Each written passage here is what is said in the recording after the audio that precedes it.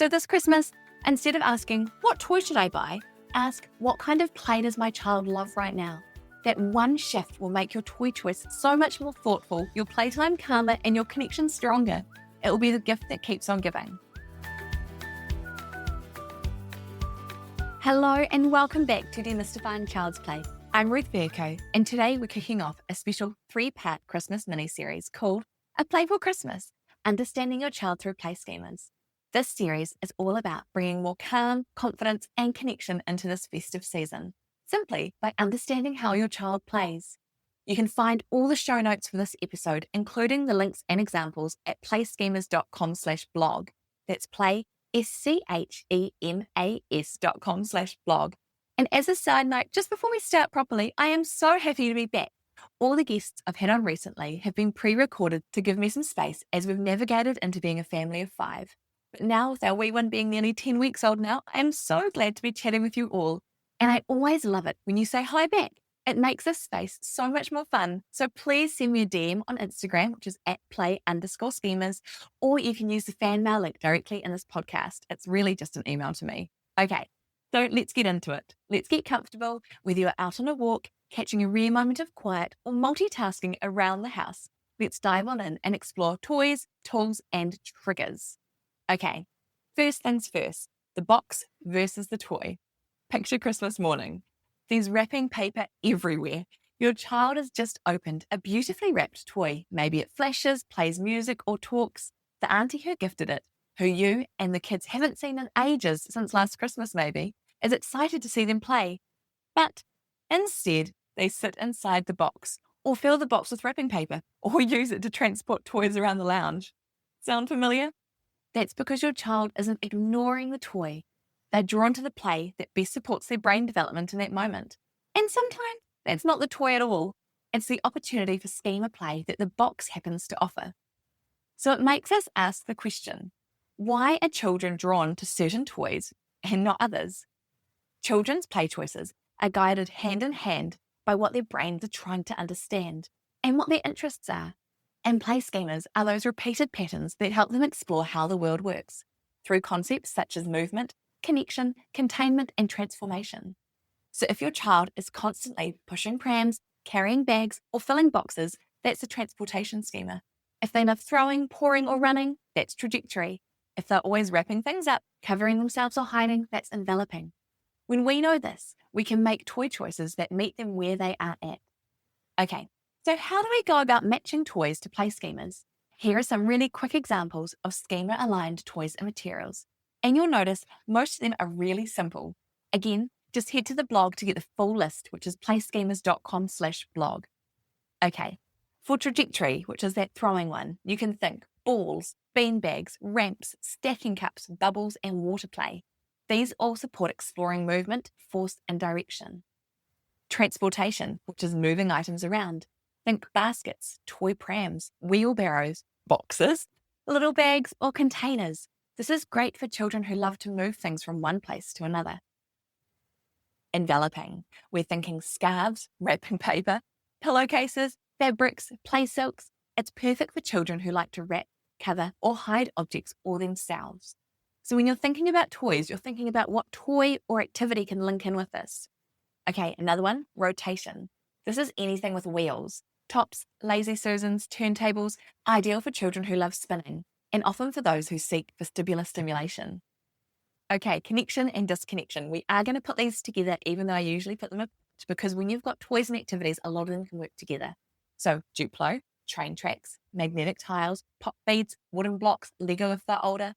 For those who love joining things together or delight in taking them apart, these are really great. Okay, transformation. Firstly, Play-Doh. I've got a recipe online if you do want that, because it is so easy to make. So again, just head to the blog and you'll find it there. Sand, mud, mixing bowls, baking ingredients, paint, anything that's great for exploring cause and effect and seeing how things change. You might also notice that your child plays across a few schemas at once, but usually one will stand out as their favorite or their main way of learning for a few weeks or months, and the others are just sub to it, but they can rotate around. And that's where the power lies, in the knowledge of play schemas and simple toys. Because when we do choose toys that align with schemas, we shift our focus from what's popular to what best supports our child learn, and also what best supports their play. What are they going to play with most? Sometimes what's popular may be amazing for like a week or a month even, but is it going to last the next year till Christmas? Maybe not. So thinking about play schemas really helps know how you're going to be able to engage them on and on and on.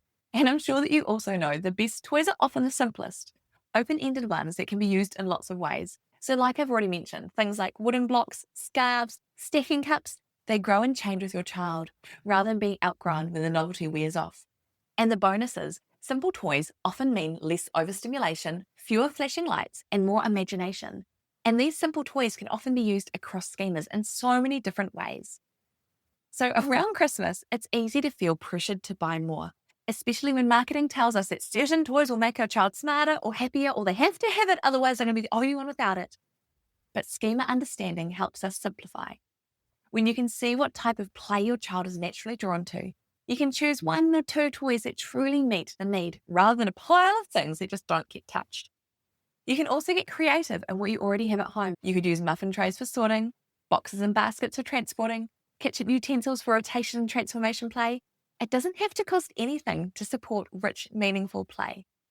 Now, if you're anything like me, you might be quietly dreading the influx of new toys. So before we sign off, let's talk about managing toy chaos.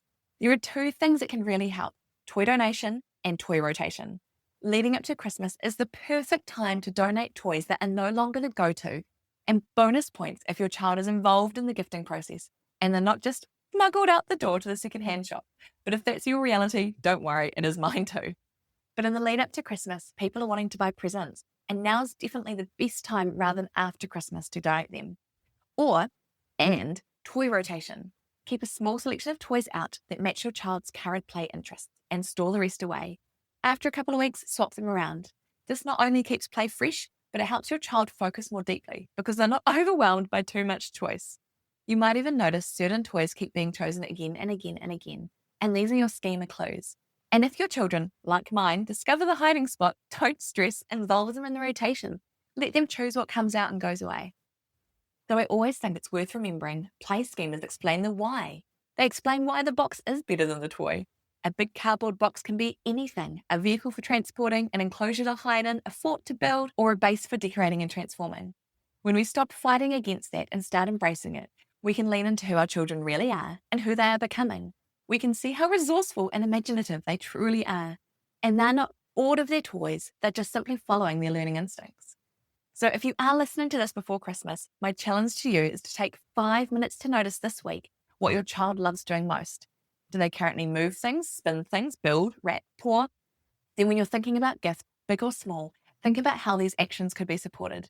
Because the goal isn't just to give them toys, it's to give them opportunities to play in ways that make sense to their brain. It's how play truly becomes joyful and meaningful. I also want to remind you that having the perfect toys doesn't make Christmas magical. Children don't need elaborate setups or endless presents. They need time, space, and freedom to play. When we match toys to schemas, we give them exactly that, a sense of mastery and confidence in their own play.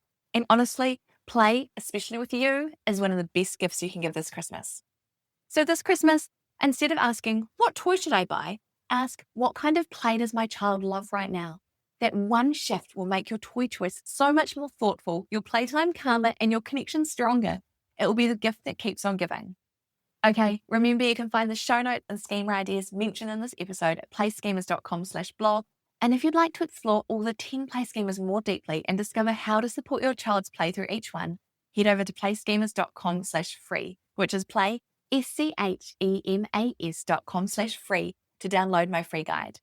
Next week, we're going to be talking about water play before jumping back into week 2 of the series, thinking about the secret language of play. So remember, today is a great day to play, and please do get in touch. I love connecting.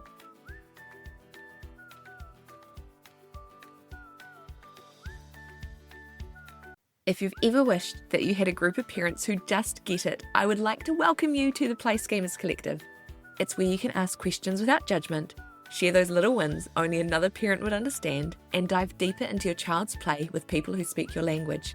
Join us at playschemas.com/collective for more information. We can't wait to have you on the inside.